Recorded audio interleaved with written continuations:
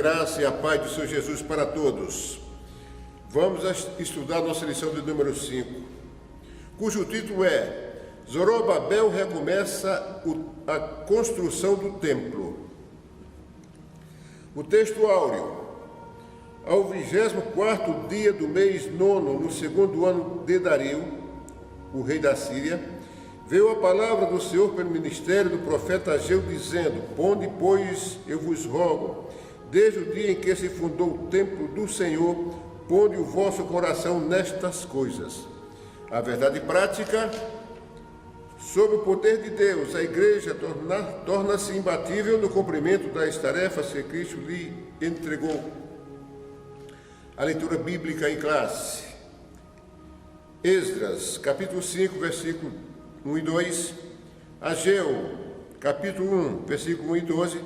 E Zacarias, capítulo 4, versículos 6 a 10. Vamos fazer uma oração ao Senhor. Pai querido, nós te glorificamos neste dia, porque o Senhor é o nosso Deus. Ó Senhor, o Senhor tem nos abençoado, o Senhor tem nos livrado de muitos males. Pedimos ao Senhor que as bênçãos do Senhor sejam contínuas nas nossas vidas, na vida da nossa família, dos nossos familiares, e que a paz do Senhor venha sobre nós todos os dias, e que nós possamos reconhecer o poder do Senhor e a graça dispensada por meio do Senhor Jesus. Nós te glorificamos por todos os benefícios, hoje e sempre, e aleluia, aleluia. Irmãos, vamos para a introdução da nossa lição. Quando os judeus chegaram em Jerusalém, de retorno da Babilônia, o rei Ciro, rei da Pérsia, havia autorizado a reconstrução do templo, porque Deus havia falado com o rei Ciro. E os judeus chegaram em Jerusalém muito animados, mas tinha grandes adversários, os samaritanos.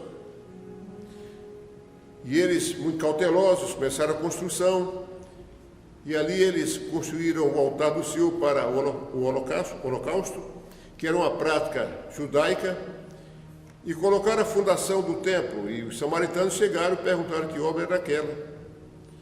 Fizeram uma proposta para participar da construção daquela obra, dizendo que também sacrificava ao Senhor e que também adorava a Deus, mas os judeus, ressabiados, sabendo que eles eram pagãos, rejeitaram a proposta e eles, em vingança, fizeram uma carta ao rei Artaxerxes,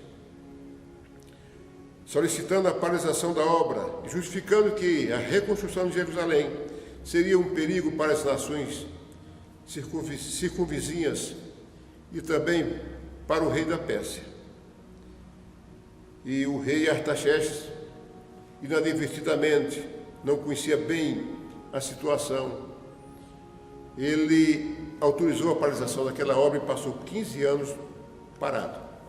A obra parou por 15 anos.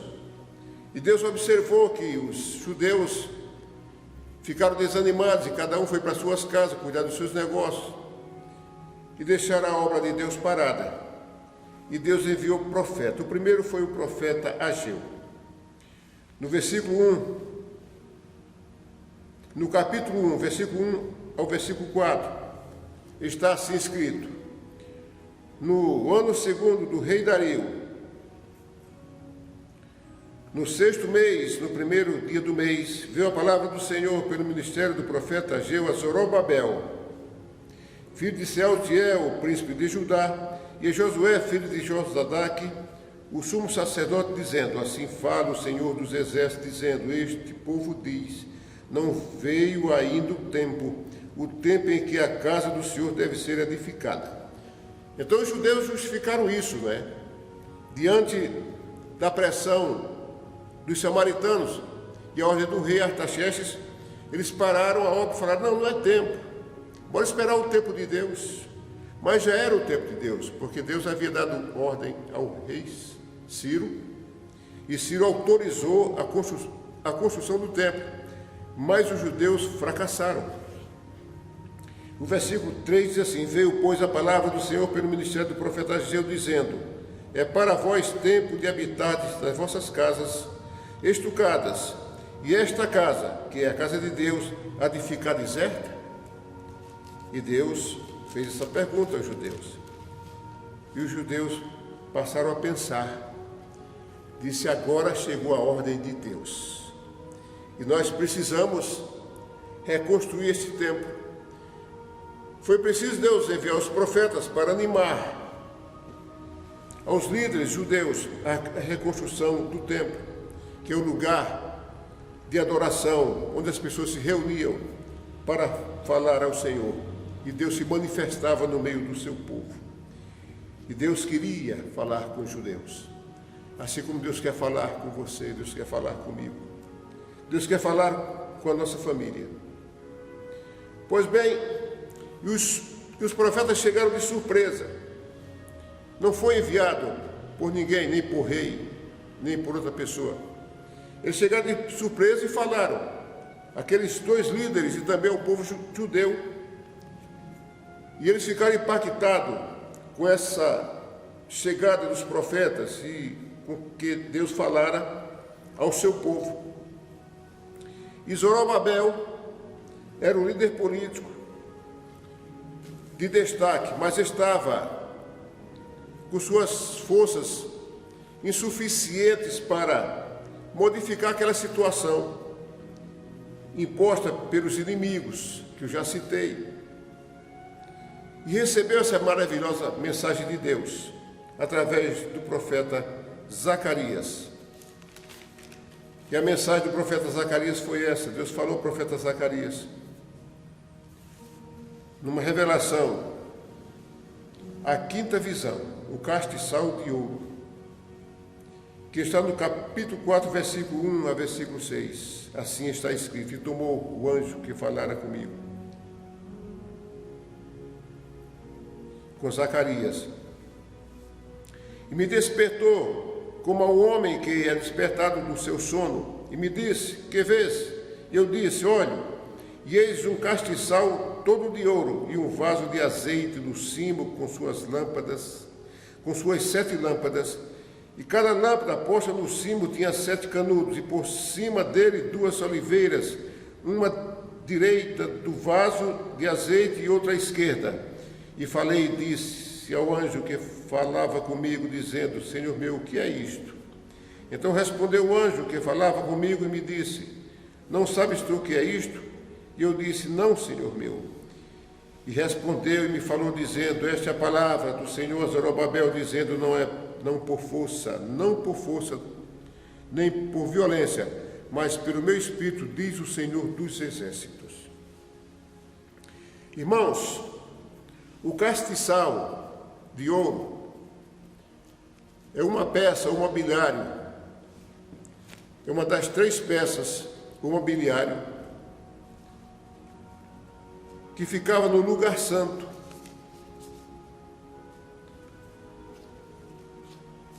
E era muito importante porque ele era formado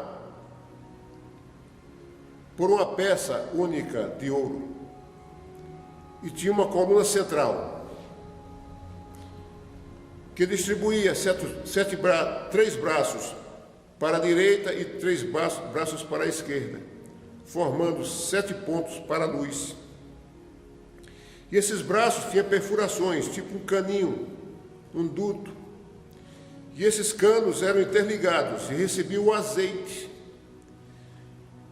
E era colocada ali uma mecha ou um pavio, e ali se acendia e formava 7 lâmpadas, 7 pontos de iluminação.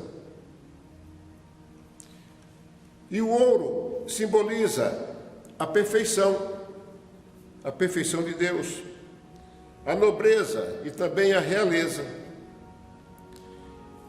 E aquele castiçal com 7 lâmpadas era o símbolo da obra de Deus.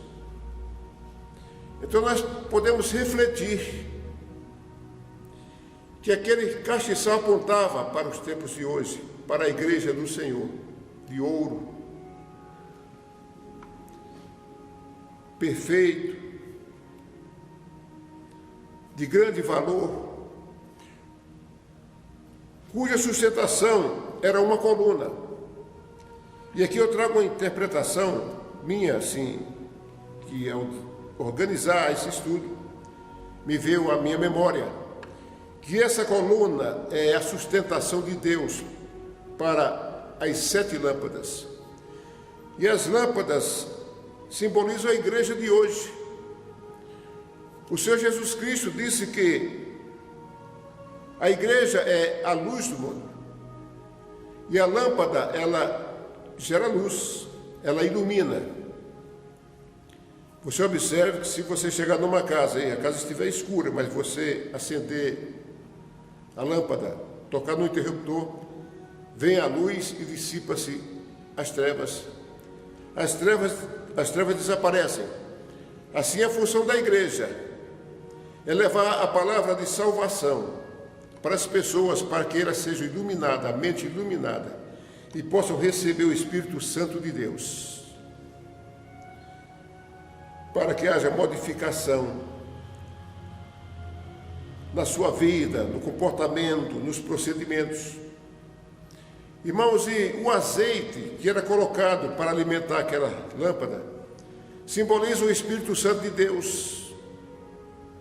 É Ele quem incendeia, é Ele que dá a quentura, o aquecimento para a igreja, que dá o aquecimento para você. E a lâmpada ilumina, e o azeite alimenta a lâmpada. Então o azeite representa o Espírito Santo de Deus. E na visão diz que o vaso de azeite, por sua vez, estava em contato com 2 oliveiras. As 2 oliveiras representavam os 2 ungidos, a Zorobabel e a Josué. Deus mostrava para Zacarias que era necessário reconstruir o templo do Senhor.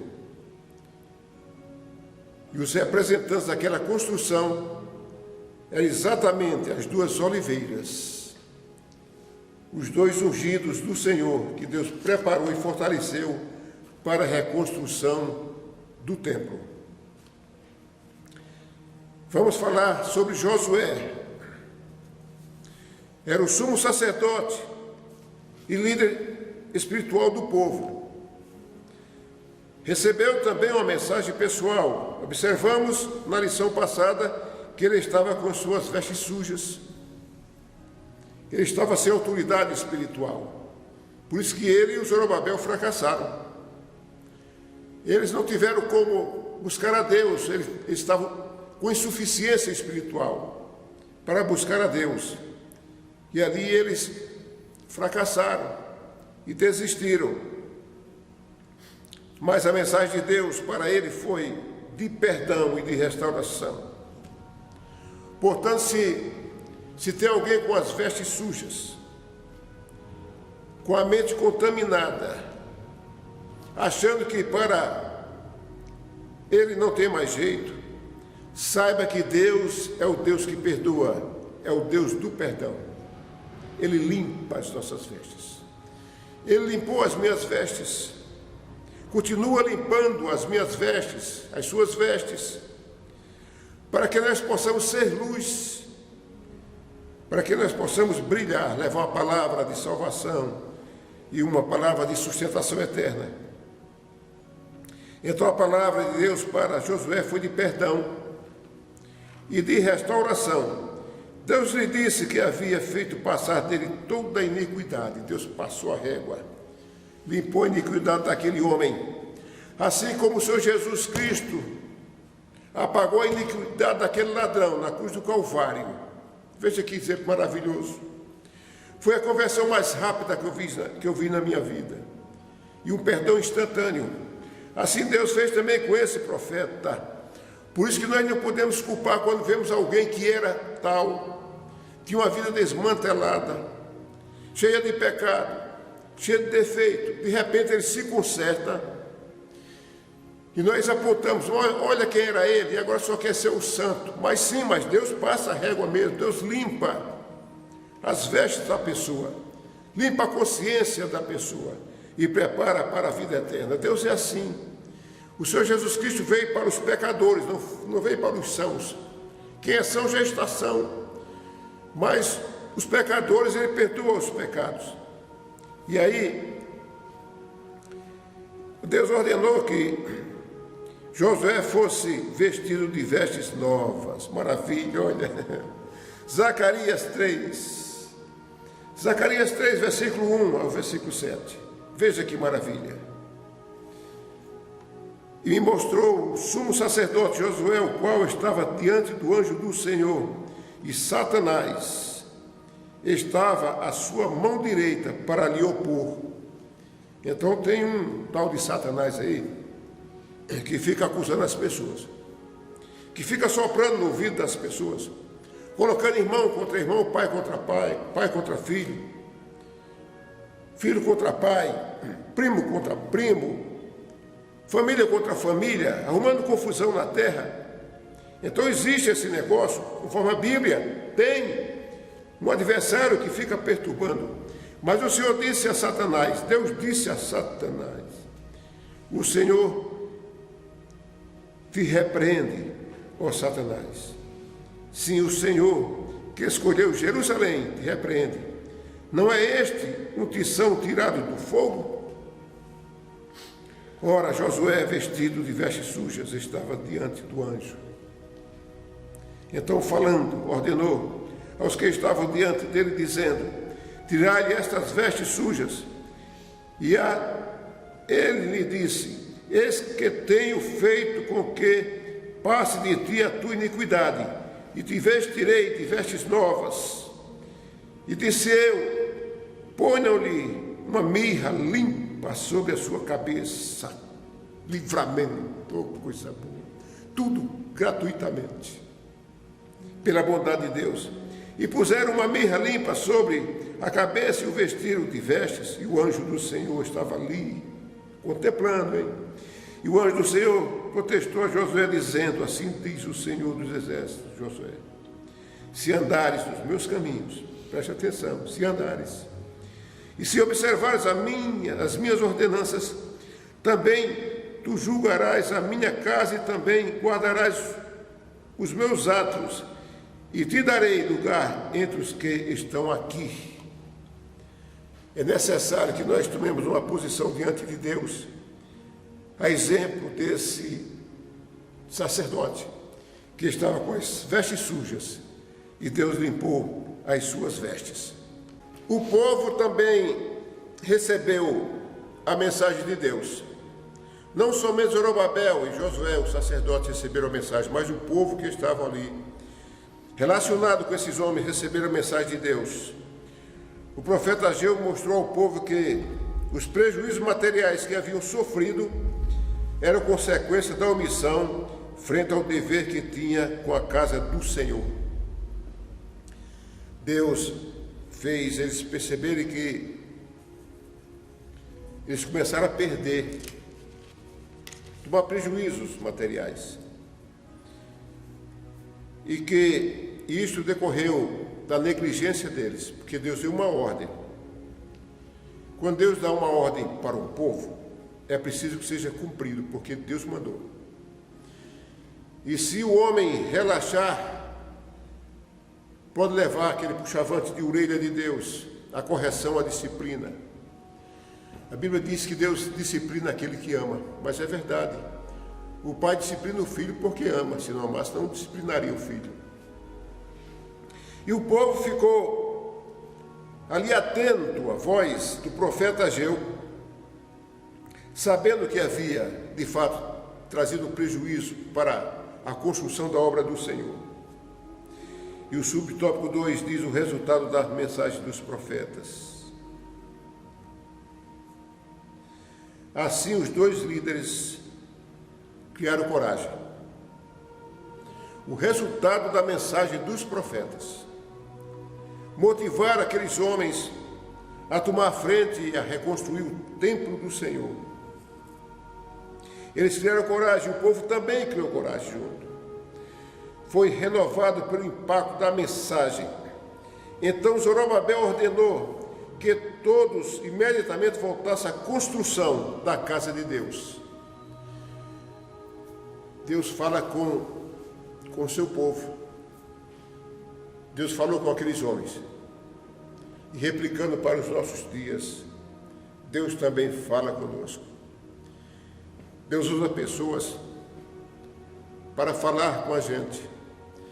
Às vezes estamos angustiados, passando por um problema que o nosso amigo, nosso pai, a nossa mãe não consegue nos ajudar tanto.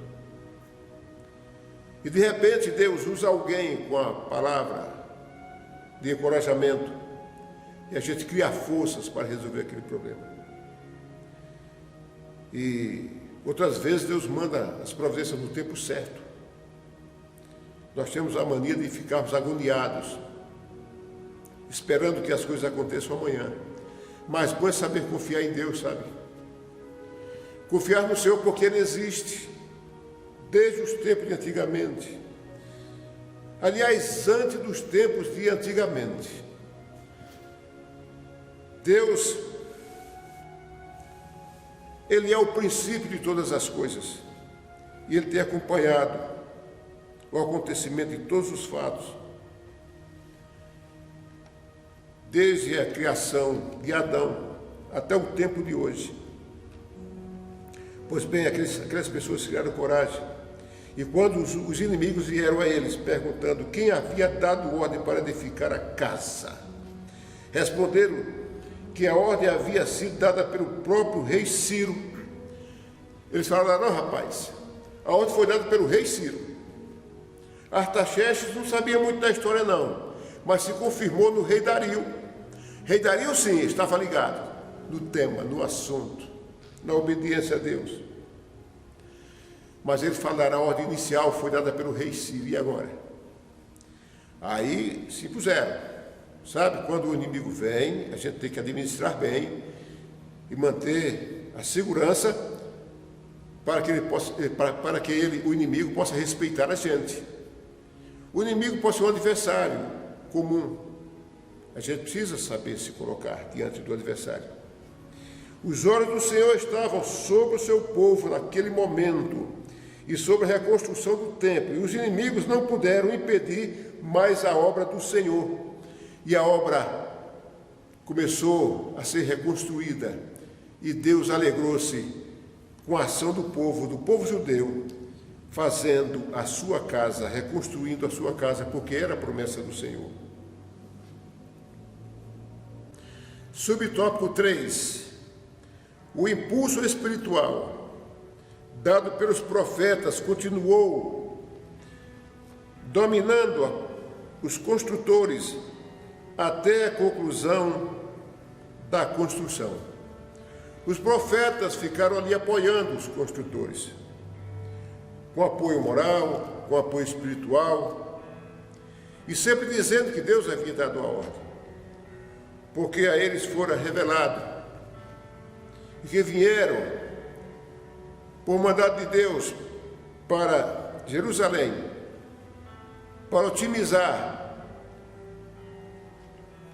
aquela obra através do trabalho dos judeus. E eles se abraçaram em fé e em confiança ao Deus Todo-Poderoso. E ali eles concluíram aquela obra. E foi uma grande festa, uma grande alegria.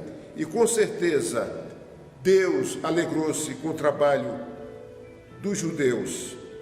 O despertamento dado por Deus ao rei Ciro propagou-se, e agora, com a ajuda dos profetas, foi renovado e levado a resultado glorioso. Portanto, toda a honra e glória seja dada somente ao Senhor. Quando nós fracassamos, Deus ajuda. O Senhor vê as nossas necessidades. Deus vê a necessidade de um pai de família. Deus vê a necessidade de uma mãe. E o Senhor, Ele interfere nas nossas vidas.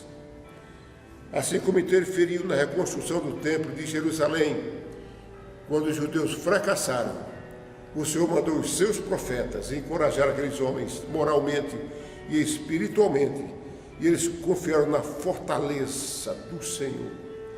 O Senhor é a nossa fortaleza e socorro bem presente na angústia, nos momentos difíceis. Ele é a nossa fortaleza. O Senhor que salva, o Senhor que liberta. Aleluia. Segundo tópico da lição: o ministério profético, uma prova da manifestação de Deus. Veja, continuando, uma inesperada operação sobrenatural de Deus solucionou o grave problema da construção do templo, que nós já comentamos até aqui. Portanto, conforme o subtópico 1, manifestações sobrenaturais ocorreram no Antigo Testamento. Moisés, por exemplo, nós sabemos da história de Moisés, um israelita criado no palácio de Faraó, instruído na ciência, com muito conhecimento, instruído em guerras, era um grande líder, era um legislador. Moisés depois foi retirado do meio do povo do Egito, deixou tudo aquilo lá e saiu por um deserto e passou 40 anos aprendendo a cuidar de ovelhas, que era um príncipe de Faraó. Para um pastor de ovelha é uma diferença muito grande. E depois ele foi chamado por Deus em meio à sarça ardente. Que maravilha! E Moisés temeu. Moisés viu aquela sarça queimando. E o Senhor disse: Moisés, tira a sandália dos teus pés, porque o lugar onde tu pisas é um lugar santo, Moisés. Ali impactou a vida daquele homem transformou-se de vez. E Moisés foi escolhido por Deus para retirar o povo de Israel da escravidão do Egito. E Moisés não levou nem carros, nem espada, somente uma vara. E Deus deu poderes a Moisés, que houve todas aquelas pragas no Egito. E por fim ele orou a Deus e tocou a vara e abriu o mar vermelho. Eu imagino aquela cena, uma cena dava para assustar. Há quem pense que foi simplesmente um regozinho, uma coisa de 6 metros, 10 metros de largura. Mas o povo que acompanhava Moisés, o povo de Israel,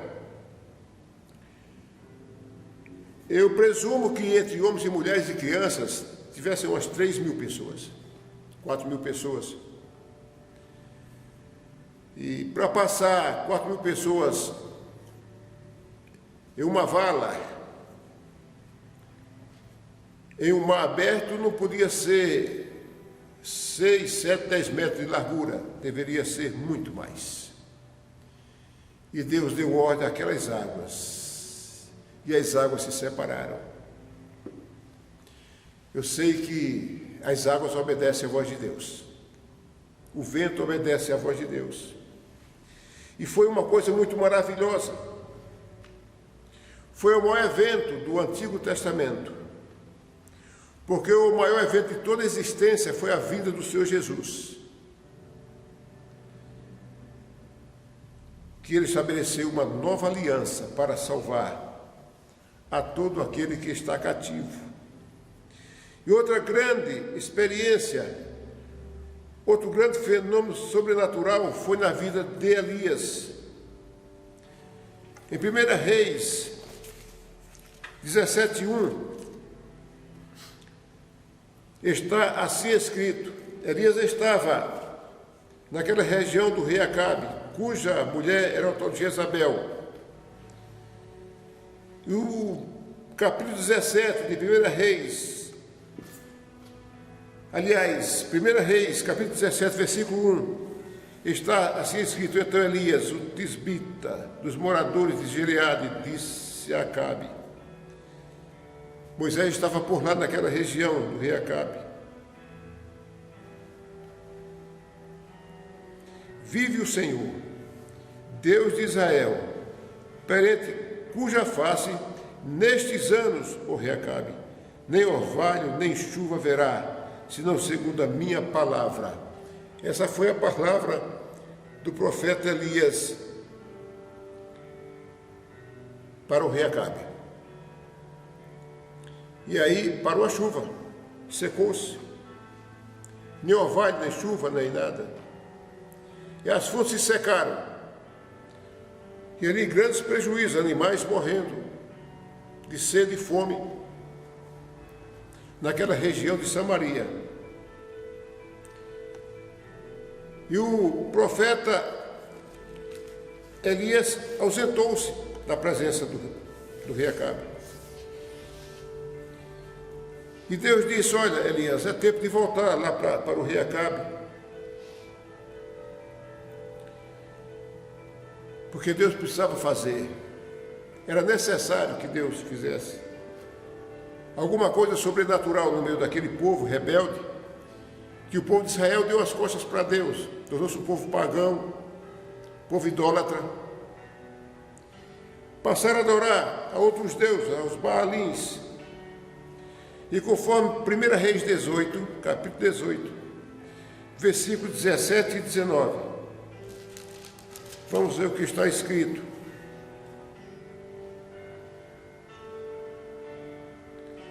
E sucedeu que, vendo Acabe a Elias retornando, encontrou-se com o rei Acabe. O rei Acabe procurava Elias por todos os lugares para pedir misericórdia, para que Elias liberasse a chuva, porque Elias disse que foi conforme a palavra dele. Maravilhoso isso, né? Conforme a minha palavra, rei Acabe, não haverá chuva, não vai chover aqui não. E aí o Acabe estava procurando Elias para Elias desfazer o que disse, né? E se encontrando, Acabe, vendo Elias, disse: Acabe, és tu o perturbador de Israel mesmo, hein, rapaz? Você está perturbando a nossa região. E Elias disse: eu não tenho perturbado a Israel, ó rei, mas tu e a casa do teu pai, porque deixastes os mandamentos do Senhor e seguistes os Baalins. Deus precisava, era necessário, não é que Deus precisava, porque era necessário que aquele povo de Israel fosse impactado pelo poder de Deus, para que houvesse um despertamento. Esse era o propósito de Deus. E aí o profeta Elias fala assim: agora, ó rei, envia junta a mim todo Israel, no Monte Carmelo, como também os 450 profetas de Baal e os 400 profetas de Acera, que comem da mesa de Jezabel. E eles se reuniram.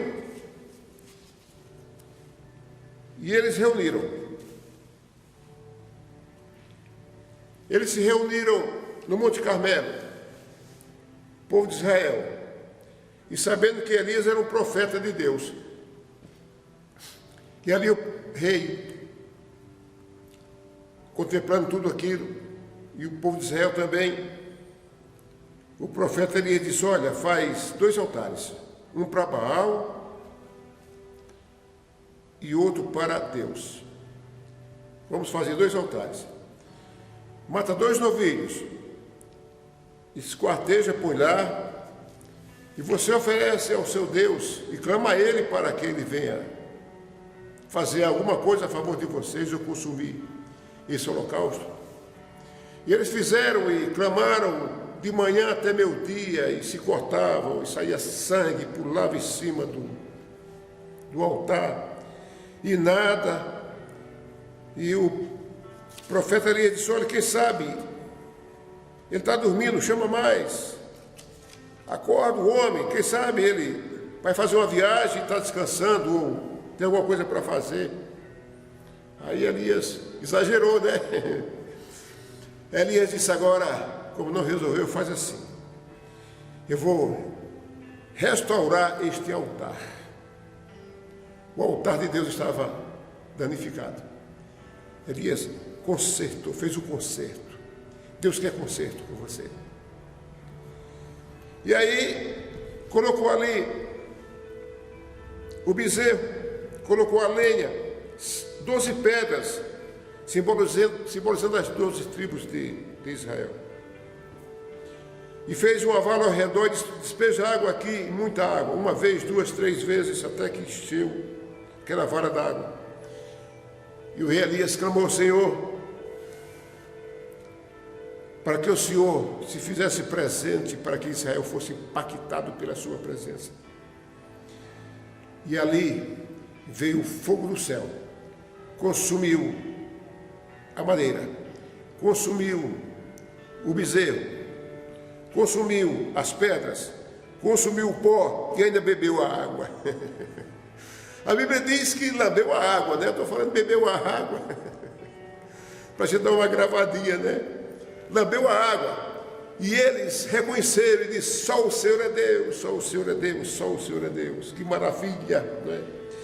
Então, grandes manifestações do Antigo Testamento. Olha, o Velho Testamento é como tesouro importante para nós. Quando nós abrimos a tampa do Velho Testamento, sai para nós informações extraordinárias, vertentes edificantes. E assim Deus vem trabalhando ao longo do tempo. E as manifestações sobrenaturais no Novo Testamento. Está, por exemplo, aqui no livro de Atos. Vamos citar. Livro de Atos 3. Versículo 1 a 7. Muitos sinais, muitas maravilhas no Novo Testamento. Com Jesus houveram tantos milagres. E com os discípulos assim, com João e Pedro, vamos ler aqui Atos 3, 1 a 7. Atos 3, 1 a 7. Pedro e João subiam junto ao templo à hora da oração, a hora nona. E era trazido um varão que desde o ventre de sua mãe era coxo, o qual todos os dias punha a porta do templo, chamada Formosa, para pedir esmola aos que entravam. Ele, vendo a Pedro e a João que iam entrando no templo, pediu que lhe desse uma esmola. Pedro, com João, fitando os olhos nele, disse: olha para nós. E olhou para eles, esperando receber alguma coisa. E disse Pedro: não tenho prata nem ouro, mas o que tenho, isto te dou. Em nome de Jesus, o Nazareno, levanta-te e anda. E tomando pela mão direita, o levantou, e logo os seus pés e tornozelos se firmaram. Veja que maravilha! Como isso acontece, é milagre.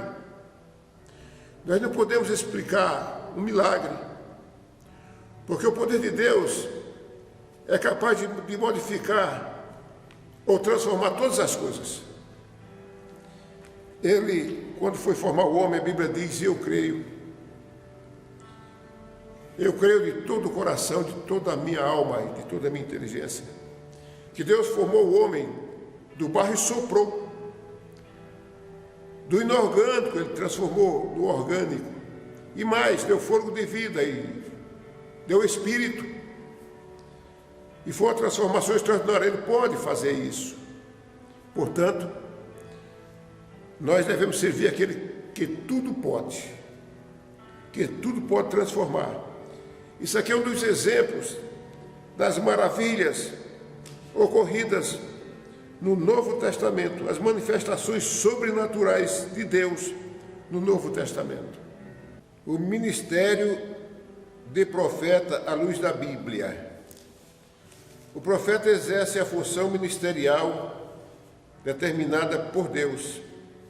Em Hebreus, capítulo 5, versículo 4, diz que ninguém toma para si esta honra. Quer dizer, não é comprada. Ninguém pode adquirir esta honra de profeta, senão o que é chamado por Deus. Quando Deus chama, Deus prepara e Deus capacita a pessoa para esse ministério. O subtópico 1 diz que o profeta na dispensação do Antigo Testamento. Bora ver. O profeta no Antigo Testamento, ele, além de transmitir a mensagem de Deus, ele era procurado pelas pessoas, ele era consultado pelo povo acerca de assuntos espirituais e também materiais. Os homens, toda a vida, tiveram necessidades, tiveram as suas deficiências, as suas fragilidades também. Eles procuravam os profetas para que pudessem receber da parte de Deus a solução para alguma coisa. Por exemplo, em Ezequiel, capítulo 20, versículo 2, diz que os anciãos vieram ao próprio Ezequiel, que era um profeta, para que este consultasse o Senhor por eles. Eles faziam isso, iam ao profeta para que o profeta consultasse a Deus. Eles tinham uma necessidade material, mas Deus negou a responder porque eles viviam em pecado e também em abominações. E Deus disse que não ia responder para eles, Então veja que naquele tempo não tinha um mediador. O nosso mediador hoje é Jesus Cristo. Nós falamos a Deus através do seu Jesus, não é mais através de profeta, nem de homens, só através de Jesus. E nem através nem de Pedro, nem de Paulo, nem de santos. Nós falamos por intermédio do Senhor Jesus Cristo, é assim que a Bíblia nos ensina. E em Samuel, o rei Saul não era rei ainda, era um jovem israelita elegante, de boa estatura física. Depois foi ordenado rei pelo próprio Samuel, que o povo queria Saul, devido à sua estatura, à sua beleza, à sua representatividade, o seu destaque. Ele estava procurando a jumenta de seu pai, que havia se perdido. E ali ele já queria retornar, porque preocupado com o pai, que o pai pudesse estar preocupado com ele e a pessoa que estava com ele. E retornando, e aquele servo disse, não, mas ali tem um profeta, o profeta Samuel, ele é vidente. O profeta da antiguidade, as pessoas chamavam de vidente, porque eles viam, eles percebiam. Deus falava com eles, era necessário que houvesse profeta naquela época, para alimentar o povo. E chegando ao profeta Samuel disse, não se preocupe, porque as jumentas já acharam. Como é que o profeta viu isso? Viu, Saul não viu, mas o profeta viu, Moisés transmitia aos anciãos o que Deus falava para ele. Deus falava a Moisés, e Moisés transmitia a mensagem de Deus. Isso está revelado no livro de Êxodos, Então vemos que no Antigo Testamento o profeta era uma espécie de mediador entre Deus e o povo, era o profeta. Hoje o mediador é Jesus Cristo. Subtópico 2.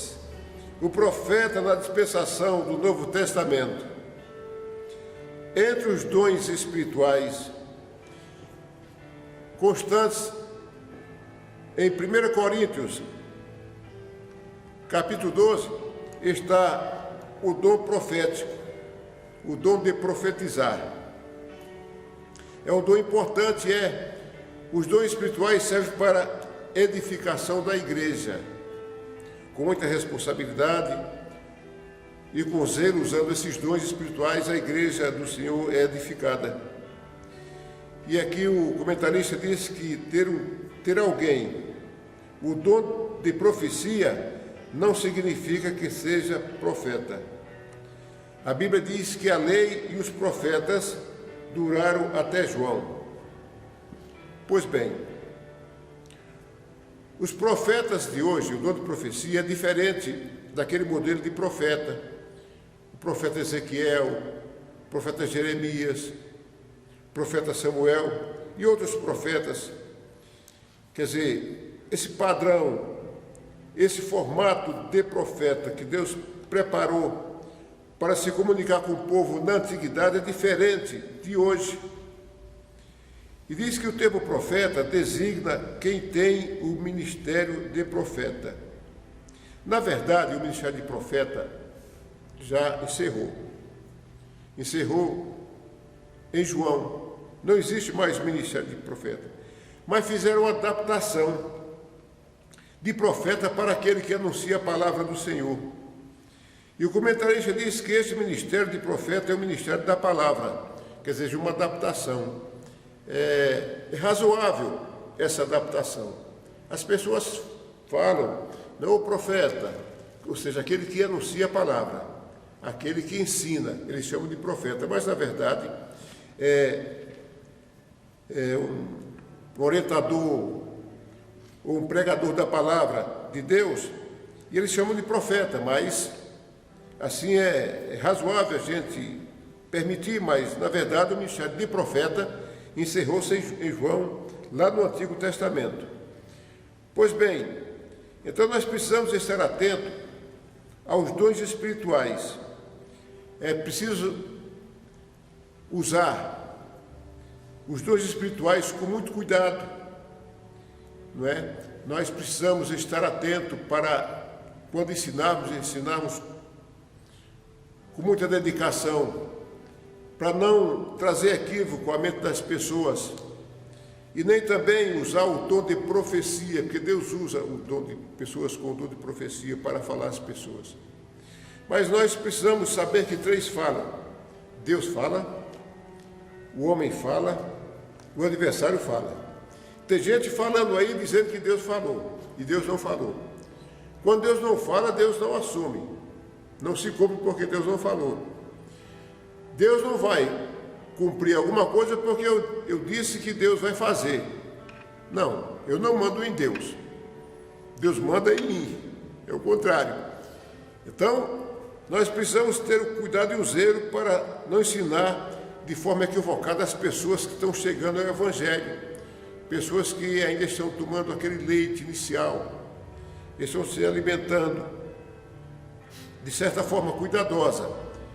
Porque a igreja tem a função de orientar, de ensinar essas pessoas até o seu amadurecimento espiritual. Então, o dom de profecia é um dom que nós precisamos ter muito cuidado, porque tem muita gente aí levando profetada, né? Precisamos ter um discernimento. Eu já levei algumas profetadas no começo da minha vida ministerial. Eu ouvi aquilo ali e acreditei, né? Das mãos daquele que profetizava para sair faísca. Mas na verdade não aconteceu foi nada, aconteceu o contrário. Deus estava me provando? Não, foi a pessoa que profetizou cheio de boa vontade. Então boa vontade não funciona para os dons de profecia. No dom de profecia, Deus usa a pessoa que recebeu esse dom para falar com alguém. E o comentarista diz que, portanto, é um erro doutrinário quando alguém que possui um dom de profecia procura usá-lo para responder consultas de qualquer natureza. Não se busca pessoas que têm o dom de profecia para identificar um problema, isso ou aquilo. Não corra atrás. Confie nessa palavra, confie no Senhor. Espere nele. Leia essa palavra e sabe que Ele é o Deus que responde a você. Mas não corra atrás de profetas, ou seja, pessoas com dom de profecia, que nós chamamos de profeta, acaba pegando essa palavra profeta Mas não fique procurando, buscando resposta de Deus. Eu já fiz isso, eu errei. Eu aconselho que não faça. Espere em Deus. É você e ele, a comunicação sua com Deus, diretamente. Por exemplo, tem pessoas que vão buscar resposta para o casamento, viagem, compra de imóveis, etc. Aí pega uma pessoa bem intencionada, dando um conselho, confundindo com a profecia. E a pessoa erra e a pessoa vai junto no erro. Depois a pessoa se decepciona e pode até se esfriar na fé. E no casamento, nós precisamos ter cuidado. Quem escolhe a noiva é você. Quem escolhe o noivo é você. Você é quem escolhe a pessoa com quem vai casar. Eu aconselho que observe o histórico familiar da pessoa. Não vá pela beleza aparente, pelo tipo do cabelo, por jeito do sorriso. Não vá por essa aparência, não, porque pode haver uma decepção na frente. Observe o histórico familiar, a conduta da pessoa, o caráter, os seus projetos, a sua estrutura emocional.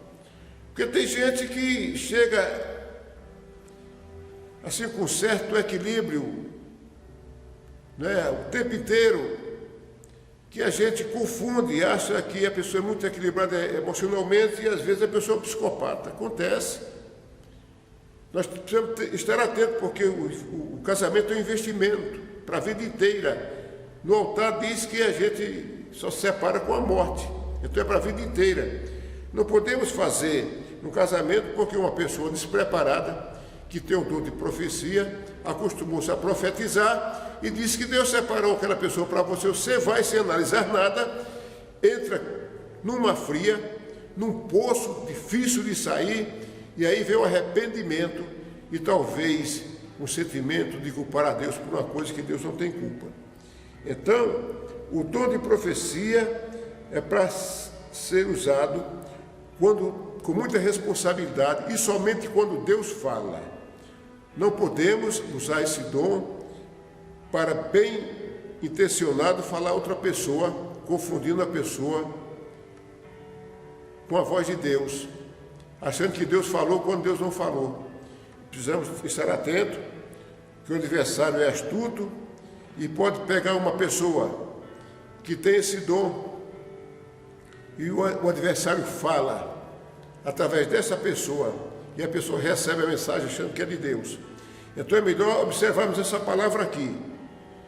Não nos fragilizarmos, igual Zorobabel e Josué, que na época foram fragilizados e pararam a sua obra. Nós não podemos parar o nosso trabalho para Deus, sendo fragilizado por problemas trazidos por informações incorretas através de pessoas com dom de profecia. Quem tem o dom de profecia, que começa a profetizar para as pessoas, falando o que Deus disse quando Deus não disse, pode ter certeza que Deus vai requerer dessa pessoa e vai chamar responsabilidade. Naquele dia, Deus vai requerer dele, porque ele fez isso, confundiu uma pessoa, duas ou a tanta gente, confundindo as pessoas. Portanto, precisamos ter muito cuidado com essa palavra, com a aplicação dessa palavra, e tudo que fizermos devemos fazer com zelo. Que Deus nos abençoe neste dia, que nos abençoe amanhã e sempre. Fique com Deus.